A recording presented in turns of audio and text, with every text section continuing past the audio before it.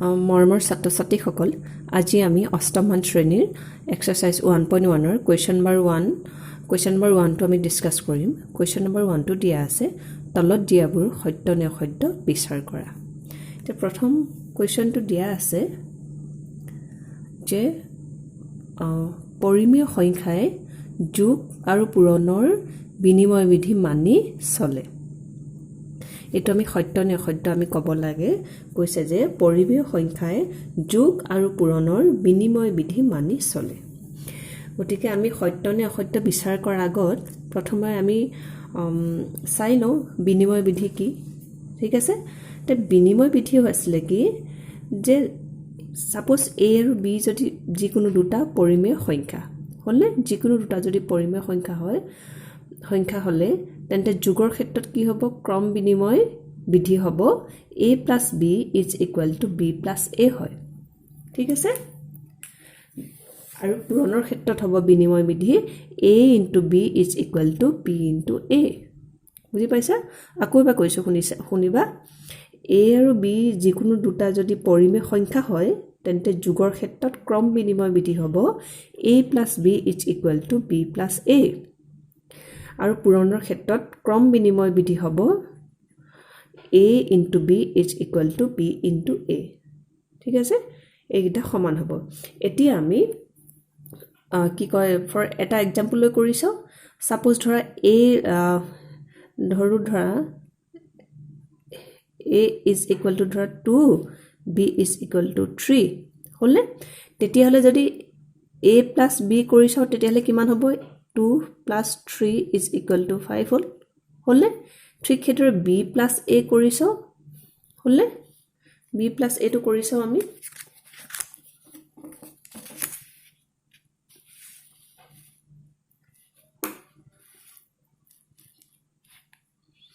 b মানে হৈছে 3, a মানে হৈছে 2 is equal to 5। গতিকে আমি এই দুটাৰ পৰা কি গম পালোঁ, a plus b is equal to b plus a হ'লে। দুটা 5 হৈ গ'ল, এইফালে 5 হ'ল, a plus b is equal to 5 হ'ল, আনহাতে b plus a is equal to 5 হ'ল।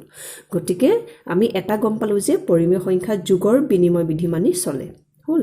এতিয়া পূৰণৰ বিনিময় বিধি মানি চলে নে নচলে সেইটো আমি চাওঁ। এতিয়া পূৰণৰ ক্ষেত্ৰত কি হয়, সাপোজ পূৰণৰ ক্ষেত্ৰত কি হ'ব, a into b কৰি চোৱা তেতিয়াহ'লে 2 into 3 is equal to কিমান হ'ব, 6 হ'লে। ঠিক সেইদৰে b into a যদি কৰি চাওঁ তেতিয়াহ'লে হ'ব 3 into 2 is equal to 6। গতিকে এইটো গম পালোঁ যে a into b is equal to b into a হ'ব, হয়নে? দুইটা সমান হ'ল, যোগৰ ক্ষেত্ৰতো সমান হ'ল, আনহাতে পূৰণৰ ক্ষেত্ৰতো সমান হ'ল। গতিকে আমাৰ এইটো কি হ'ব, এইটো আনচাৰটো যে পৰিমেয় সংখ্যা যোগ আৰু পূৰণৰ বিনিময় বিধি মানি চলে। গতিকে আমাৰ এই উক্তিটো হ'ব সত্য হ'লে। এইখিনি তোমালোকক জাষ্ট বুজাবলৈ দিছোঁ। ঠিক আছে, বুজাবলৈহে মই মানে দেখাই দিছোঁ। এতিয়া কুৱেশ্যন নম্বৰ 2টো চাওঁ। কুৱেশ্যন নম্বৰ 2টো কৈছে যে পৰিমেয় সংখ্যাই বিয়োগ আৰু পূৰণৰ ক্ষেত্ৰত সহযোগ বিধি মানি চলে। কৈছে যে পৰিমেয় সংখ্যাই বিয়োগ আৰু হৰণৰ ক্ষেত্ৰত সহযোগ বিধি মানি চলে। এতিয়া সহযোগ বিধিটো কি তাৰ বিষয়ে আমি অকণমান জানি লওঁ। সহযোগ বিধি হৈছে কি চাওঁ, সহযোগ বিধি মানে কি চাওঁ। সহযোগ বিধি মানে হৈছে যে যিকোনো তিনিটা স্বাভাৱিক সংখ্যাৰ a, b আৰু c ৰ ক্ষেত্ৰত a plus b bracket plus c is equal to a plus b plus c হয় হ'লে। বুজি পাইছা? তেতিয়াহ'লে এইটো আমি বিয়োগৰ ক্ষেত্ৰত কৰি চাওঁ। ইয়াত কৈছে যে বিয়োগ আৰু হৰণৰ ক্ষেত্ৰত বুলি ক'লে, বিয়োগ আৰু হৰণৰ ক্ষেত্ৰত আমি কৰি চাওঁ কি হয়। বিয়োগ আৰু হৰণৰ ক্ষেত্ৰত যদি কৰিলে কি হ'ব চাওঁ আমি। সাপোজ ধৰো a is equal to ধৰা 2, b is equal to 3, c is equal to ধৰা 4। আমি এনেকৈ লৈ লৈছোঁ, কোনো কথা নাই। তেতিয়াহ'লে এইটো কৈছে বিয়োগৰ ক্ষেত্ৰত, হয় নহয়? এই গোটেইবোৰ আমাৰ বিয়োগ হৈ যাব, যোগৰ ঠাইত বিয়োগ হৈ যাব, হয় নহয়? পূৰণ আৰু হৰণৰ ঠাইত কি হ'ব, এইবিলাক হৰণ হ'ব যোগৰ ঠাইত। গতিকে কি হ'ব, a minus b minus c হলনে is equal to কিমান হ'ব a মানে 2 b মানে 3 minus 3 মানে হৈছে 4 is equal to হ'ব minus 1 minus 4 is equal to হ'ব minus 5 কাৰণ 2 পৰা minus 3 বিয়োগ কৰিলে minus 1 থাকিব ঠিক সেইদৰে a minus b minus c কৰি চাও a মানে হৈছে 2 b মানে হৈছে তোমাৰ কি হ'ব 3 c মানে হৈছে 4 is equal to কি হ'ব 2 minus 1 হয়নে কাৰণ 3 পৰা minus 4 গলে minus 1 থাকে is equal to হ'ব কিমান 1 এটা 5 আৰু 1 টো সমান হৈছে জানো নাই হোৱা হয় না গতিকে আমি লিখিব পাৰো যে therefore কি হ'ব a minus b minus c is not equal to a minus b minus c বুজি পাইছা নে গতিকে এটো আমাৰ বিয়োগৰ ক্ষেত্ৰত মানি নচলে বিয়োগৰ ক্ষেত্ৰত মানে আমাৰ অসত্য হল এতিয়া হৰণৰ ক্ষেত্ৰত চাও আমাৰ কি হয় হৰণৰ ক্ষেত্ৰত চাও মই জায়গা নোহোৱাৰ কাৰণে ইয়াত কৰি দিছো এটো জাস্ট তোমালোকক বুজাবলৈহে কৰিছো দেই এটো তেনেকে কিতাপ যদি তোমালোকে বহিত নোট ডাউন কৰা তেতিয়া বহিত যেটা নোট ডাউন কৰিবা এনেকে কিনাৰত বুজিবলৈ লিখি ললে হৈ গল আমি হৰণৰ ক্ষেত্ৰত চাও a divided by b divided by c is equal to কিমান হ'ব তেতিয়া হলে 2 divided by 3 হলে divided by 4 is equal to 2 by 3 into 1 by 4 হৈ যাব হয়নে তেতিয়া 2 এ 4 ডিভাইড কৰিলে 2 হ'ব is equal to 1 by 6 হ'ব হল ঠিক সেইদৰে a divided by bracket divided by c is divided by c হ'ব হলনে a মানে হৈছে 2 divided b মানে হৈছে 3 আকৌ ডিভাইডেড চিন আছে 4 is equal to হ'ব কিমান হ'ব তেতিয়া হলে 2 divided by কিমান হ'ব ইফালে 3 by 4 হ'ব হয় না is equal to ধৰা 2 divided by 3 by 4 হ'ব is equal to 4 to উপলে গলে 2 into 4 divided by 3 is equal to 4 দুগুণ 8 হ'ব divided by 3 হ'ব গতিকে এটো মান 1 by 6 পাইছিলো a হৰণ b হৰণ c is equal to 1 by 6 পাইছিলো এটো মালু আমি 8 by 3 দুইটা সমান হল জানো নহল হয় না গতিকে দুইটা সমান নহল therefore আমি লিখিব পাৰো যে a divided by b divided by c is not equal to a divided by bracket b divided by c এটো সমান নহয় কাৰণে এটো মানি চলিছে জানো নাই চলা হয় না গতিকে এটো হ'ব আমাৰ অসত্য বুজি পাইছা এতিয়া আমি নেক্সট কোৱেশ্চনটো আহো এটো আমাৰ এটো জাস্ট আমি বুজিবলৈ দিছো দেই এটা কৈছে যে পৰিমেয় সংখ্যা বিয়োগত আবদ্ধ নহয় বুলি কৈছে পৰিমেয় সংখ্যাবোৰ বিয়োগত আবদ্ধ নহয় এটা আবদ্ধতা বুলি ক'বলৈ হলে কি হ'ব দ্যাটস এটোৱে কৈছে যে দুটা পৰিমেয় সংখ্যা যদি আমি বিয়োগ কৰো তেতিয়াহলে আৰু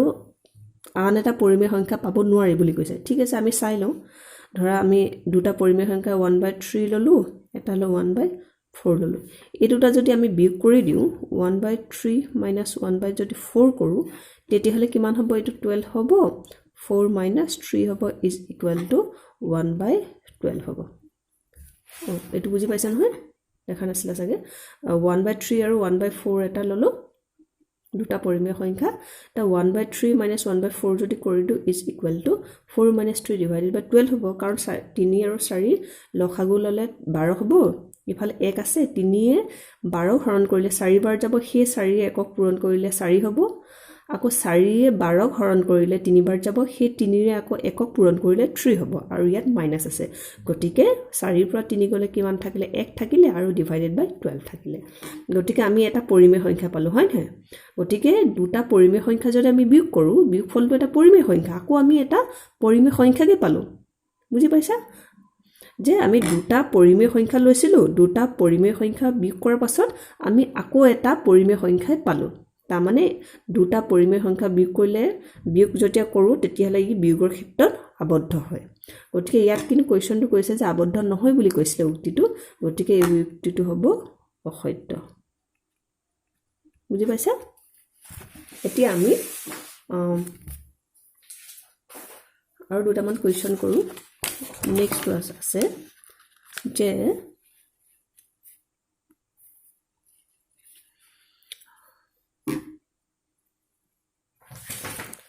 কৈছে যে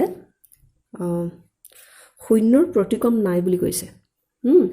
এটা প্ৰতিক্ৰম বুলি ক'বলৈ হ'লে যে এটা অখণ্ড সংখ্যা যদি a হয় তেন্তে ইয়াৰ প্ৰতিক্ৰম হ'ব 1/a হ'ল তেতিয়াহ'লে শূন্যৰ প্ৰতিক্ৰম কি হ'ব শূন্যৰ প্ৰতিক্ৰমটো therefore শূন্যৰ প্ৰতিক্ৰম কি হ'ব বাৰু প্ৰতিক্ৰম কি হ'ব 1 শূন্যৰ প্ৰতিক্ৰম হ'ব তোমাৰ কিমান হ'ব 0 yes 1/0 হ'ব হয় নহয় 1/0 হৈ যাব কিন্তু ইয়াত কি কৈছে 0/1 মানে কি এটো সংখ্যাবদ্ধ নহয় 0/1 মানে মিনিংলেছ কোনো অৰ্থ নাই ই সংখ্যাবদ্ধ নহয় হয়নে সেয়ে কি হয় ইয়াৰ প্ৰতিক্ৰম আমি পালো জানো এটো সংখ্যাবদ্ধত ইয়াৰ কোনো ভ্যালু নাই আমি ইয়াৰ ভ্যালু ডিফাইন কৰিব নোৱাৰো গতিকে শূন্যৰ প্ৰতিক্ৰম নাই ই সত্য হ'ব বুজি পাইছা ঠিক আমি লাষ্ট এটা কোৱেশ্চন হও যে শূন্য এটা পৰিমেয় সংখ্যা হয় নে নহয় আমি চাব লাগে এতিয়া সাপোজ আমি পৰিমেয় সংখ্যা কোনবোৰ পৰিমেয় সংখ্যাটো আমি জানি ল'ব লাগিব পৰিমেয় সংখ্যা কি তাৰ বিষয়ে আমি জানি ল'ব লাগিব তে পৰিমেয় সংখ্যা হৈছে যিবোৰ সংখ্যাক আমি p/q আকাৰত প্ৰকাশ কৰিব পাৰো য'ত q is not equal to 0 তেন্তে সেই সংখ্যাবোৰক পৰিমেয় সংখ্যা বুলি কোৱা হয় বুজি পাইছা যে যিবোৰ সংখ্যাক আমি p/q আকাৰত প্ৰকাশ কৰিব পাৰো ধৰা সাপোজ আমি 5 ললো 5 টো আমি p/q আকাৰত প্ৰকাশ কৰিব পাৰো p/q আকাৰত কিমান হ'ব ই 5/1 হ'ব কাৰণ তলত আমাৰ এক এটা আছে নহয় জানো কাৰণ একে 5 হৰণ কৰিলে 5 এ হয় হয়নে ঠিক সেইদৰে শূন্যটো আমি পাৰো শূন্যক আমি p/q আকাৰত কি হ'ব p আকাৰত হ'ব যে 0/1 হ'ব হয়নে কাৰণ একে শূন্যক হৰণ কৰিলে আমি শূন্য পাম হয়নে তেতিয়াহ'লে তোমাৰ কি হ'ব yes একে শূন্য পাম আমি গতিকে কি হ'ব গতিকে ই এটা আমি p/q আকাৰত প্ৰকাশ কৰিব পাৰো কাৰণ এই q টো আমাৰ is not equal 0 যদি এটো 0 হৈ যায় তেতিয়া হলে বেলেগ কথা গতিকে ইয়াক আমি p/q আকাৰত প্ৰকাশ কৰিব পাৰো তেতিয়া হলে আমাৰ q এটা পৰিমেয় সংখ্যা হ'ব গতিকে এইটো হ'ব সত্য বুজি পাইছা গতিকে ছাত্ৰ-ছাত্ৰীসকল আজি আমি ইমানখিনি আমি আলোচনা কৰিলো বাকি তোমালোকৰ যিমানবোৰ প্ৰবলেম আছে মেথমেটিক্যাল যিমানবোৰ প্ৰবলেম আছে তোমালোকৰ ক্লাছত